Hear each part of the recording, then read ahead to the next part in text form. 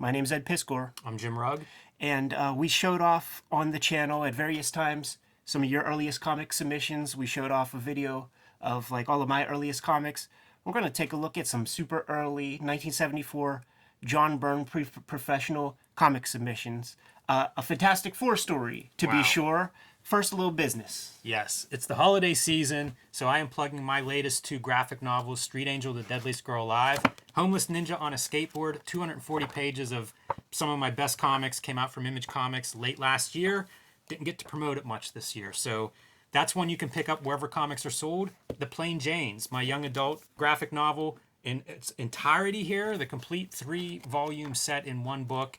Very excited by this. A bunch of outcasts in high school who turn to public art and making art kind of guerrilla style to liven up their suburban lives. Leads to all kinds of trouble and hijinks. So perfect for any comics readers in your family on your Christmas list this year. My version of a young adult graphic novel, though, is Red Room, because when I was a little dude, I was reading Faust, The Crow, and all sorts of violent, gory, gnarly shit, and that's what I'm building right here, man. $3 will get you the archive for what I have on Patreon right now for the early adopters. Patreon.com/EdPiskor. Issue 1's up there now, and serializing new strips every Tuesday. The X-Men Grand Design Omnibus is sold out at our level, so we did our job. If you can find it in shops, go get that stuff. If you can find it online, go get it. But we have very few of these left in the wild, and I'd like to sell the rest of them out before 2020 is out. Artist editions are the greatest Christmas gift. Agreed, man. And Fantagraphics is doing a big sale on their website right now. I think you could get this for about 30% off, man. So the Ed Piskor Studio Edition, go to fantagraphics.com, and let's make these suckers disappear. Haven't read more comics in the past 20 years than I have since we started the Cartoonist Kayfabe channel.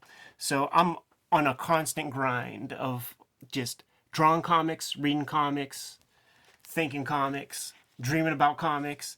And I was reading this. This might have come through one of our mailbags or something like that. It's a complete issue's worth of a Jim Salicrup, John Byrne interview.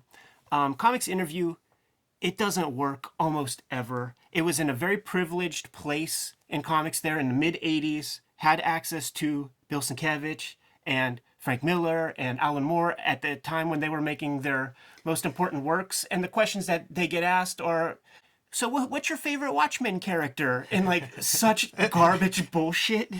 But there's some very cool stuff in this. This is awesome stuff. This is, coming up with the 80s. This is your mid-80s direct market rising to prominence, and you had a handful of these kind of magazines. This is Wizard, decade before Wizard kind of stuff. Very fun that these exist. And I mean, pre-internet, like if you were going to get any comics insight, it was through these kind of comics, which ran the gamut from amateur productions that were sometimes produced in comic book stores and then gained prominence to, the more glossy stuff like Comic Scene probably being the higher end of that. There's a bunch of these. You start digging through, and you don't see them in all the back issue bins. This is kind of a fringe part of comics back issues. Right. So kind of cool to get into an issue of this. Yeah, and I've been reading the interview for pleasure. I'm actually not through with the interview because it is gigantic, and it's like I take my John Byrne in very, very small doses. It seems to be, at least now I'm like 50 pages into the goddamn interview, all Fantastic Four. So, That makes sense.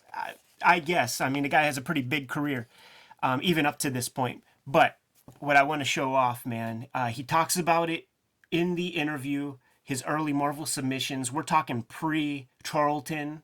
We're talking pre-everything, pro.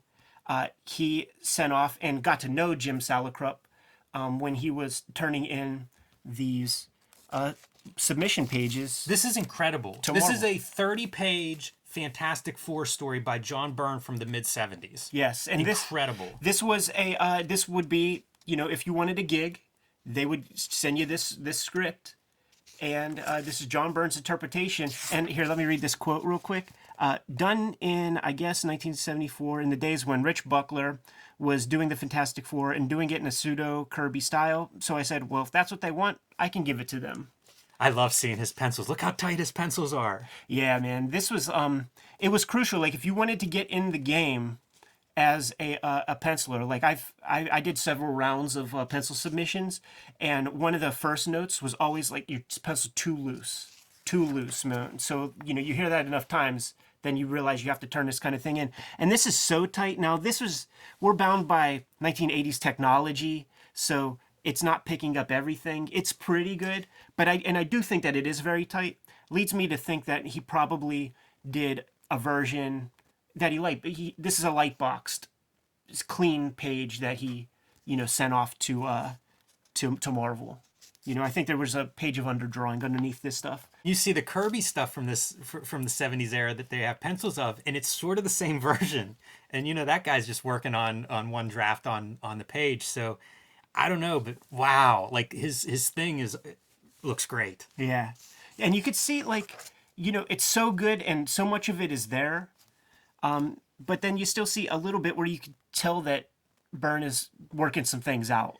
It's cool to see the Kirby part too, where he's like doing this Kirby homage on top of, whatever Byrne is. Byrne talked about maybe visiting Buckler around this time. And he, in this interview, says that Buckler, like every page and every panel was drawn. Like his morgue file, it wasn't photos of telephone poles. It was kind of like the Charles Burns sketchbooks that his dad compiled, where it's just like, here's a drawer full of Reed Richards. Here's a drawer full of the thing. I am surprised that's not a bigger vein of Marvel DC Comics. Like there's is. not an artist or two who that's their whole thing, because like it makes sense in a nostalgic industry like Marvel DC Comics. There would be groups that would be into that. This is really cool, and I mean, these are Kirby panels. These are Kirby panels that Byrne is putting in there. Yeah, it's so fun too. Like look at his face real close. And there's a little clutter. So like he would clean this stuff up like in the future. I love seeing this because this is a struggle for me. Like I'm drawing a little character, and it's like, how much detail do you put in a face? How does it work? So it's fun to see other people wrestling with that, especially somebody that's going to go on to such a pro career. Hard choices, some of this stuff. This is incredible stuff, man. I'm astounded by this. I hadn't seen it before, and this is a real great thing to pull out of a back issue. Been like, wow, 30 pages, man, that's incredible. You feel the Byrne in this. You see it in different places, snippets of it for sure. It's neat to see him doing like the Kirby, like this is him dissecting the Kirby stuff. Like, well, Kirby sort of did these backgrounds. Those are very much, I think, Byrne-like in that they're a Kirby homage. Right. It's not at all quite Kirby, but it's looking at Kirby and trying to figure out like, how does that work? It also has the How to Draw Comics the Marvel Way feel, where everything is like Dutch angled. Exactly. Yeah, very much, man. Wow. That's a really good piece. Yeah. For negative space of the torch flying around. Yeah, you never see that in a Marvel comic. He was real proud of himself with that moment, I'm sure. I think he should be. It's good stuff. Yeah, his torch stuff's really good in this. This reminds me of late era Ditko. It does. If you look at his black and white self-published stuff, it's there's some real resemblance there. Some more of these open panels. Or you know what, they might not even be open panels. Like you could faintly see some pencil lines. Mm-hmm. So once again, just bound by the technology. Look at that, man. Yeah, that could be a cropping and necessity of this magazine. Trying to maximize art. Because is this a wider than comic book magazine? Pop that on there. A little bit. Yeah. A little bit to make up for the thickness of the paper. These hands are a little unfortunate. That's a surprise, right? It is a surprise. Like he did way better hands earlier. 30 pages is a lot for a young artist to put together. It's funny when he's doing Kirby, you know what it is? It's the masculine. So he's just trying to figure out the feminine hands. Those are hard because like when you see them in comics, they do make them like little claws. Yeah. Kirby's 70s, like the Fantastic Four and stuff, I guess 60s. You see it a lot too. It's a real different hand than the big square fingers pointing out, right? Oh man, the Kirby thumbs, man. Nobody talks about Kirby thumbs enough.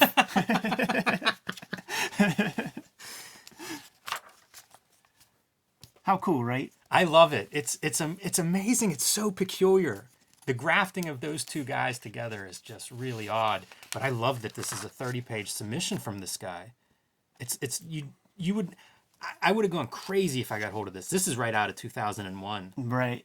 Which didn't come out until a couple years later, so I guess it's not. It may be something earlier. I thought 2001 was a 60s movie. And It this was, is 1974. but I'm thinking of like the like issue 5. Oh, right. Issue 6, something like that. Got to get a good splash in there. Yeah, some Kirby tech. This is a lot like the one cover of Destroyer Duck. Look at that guy. This is really awesome. Just twisting up that bodies. Just proving that he can. I also look at something like this, and it makes Teenage Mutant Ninja Turtles make more sense. It feels like something that you did, you know, in your living room with your buddies. It's all the stuff that you loved about comics. You know, this is that pre-80s kind of toys running around in your comics. For sure. And one of the things about the submissions was, you know, you need to prove that you could draw everything. And there's a certain kind of artist where when you see what they do and how kind of smart their art is, you could just trust them. But on average, when they would kind of give out submissions, we're going to have to see buildings. We're going to have to see character play. We're going to have to see superhero dynamics. A funeral sequence is not easy to draw, man. You know, and this is a good interpretation. There's so many iconic funeral sequences too, and I don't think about them going back into the early 70s. Right. But it feels like that was such a big part of the 80s and 90s comic scene, so maybe it's been around forever. Some more of those girl hands. Yeah, those are funny.